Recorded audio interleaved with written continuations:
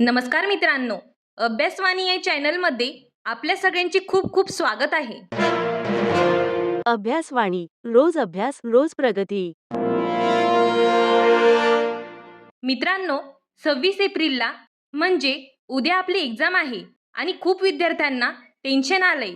जो काही वेळ आपल्याकडे रिव्हिजनला आहे त्या वेळेत नेमकं काय करायचं, कसं करायचं हे कळतच नाहीये. मित्रांनो, ते प्लॅनिंग तर तुम्ही स्वतःच करायचंय, पण हा स्ट्रेस जो आहे तो कसा कमी करायचा किंवा टेन्शन कसं कमी करायचं याबद्दल आज आपण चर्चा करूया. जवळपास डिसेंबर महिन्यापासून तुम्ही अभ्यास करत आहात, म्हणजे जवळपास 5 महिन्यांपासून तुम्ही अभ्यास करताय. तर या 5 महिन्यांमध्ये खूप अभ्यास तुम्ही केलाय, रिव्हिजन केली असेल, सगळे सब्जेक्ट परफेक्ट करण्याचा प्रयत्न केला असेल, सगळे टॉपिक्स करण्याचा प्रयत्न केला असेल. मात्र आता प्रॉब्लेम काय होतो तर बघा, 26 तारखेला परीक्षा आहे आणि तुम्हाला प्रश्न असा येतोय किंवा तुमच्या डोक्यात हाच विचार येतोय की मी जो अभ्यास केलाय त्यातले प्रश्न येतील का.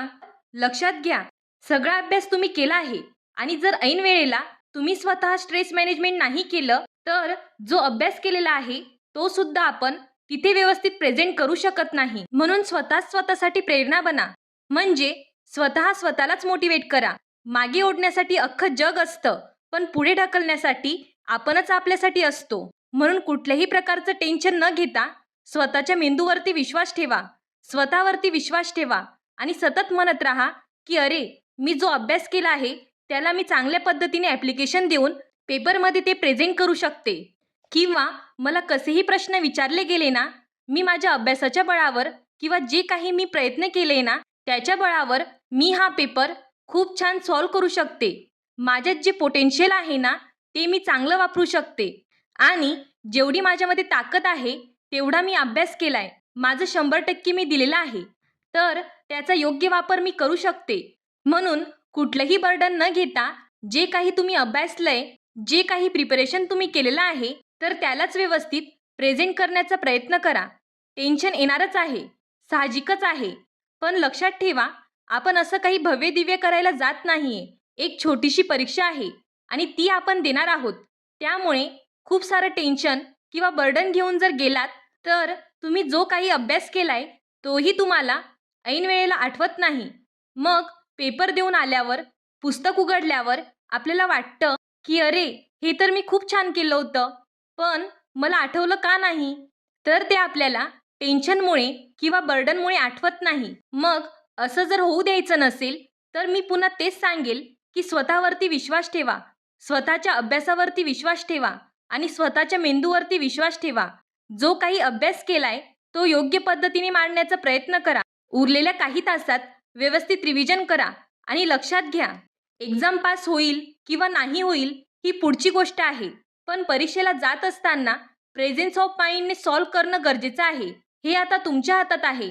पेपर सॉल्व्ह करत असताना जे काही तुम्ही अभ्यासलं आहे तर व्यवस्थितपणे त्याचं ॲप्लिकेशन देणं, पेपर व्यवस्थित सॉल्व्ह करणं हे आपल्या हातात आहे. टेन्शन घ्यायचं की अभ्यासाचं व्यवस्थित मॅनेजमेंट करायचं हे अजूनही आपल्या हातात आहे. पेपर झाल्यानंतरच्या सगळ्या गोष्टी तर तेव्हाच ठरणार आहेत, पण आपल्या हातात जे आहे, आता आपण जे काही करू शकतोय ते करणं गरजेचं आहे.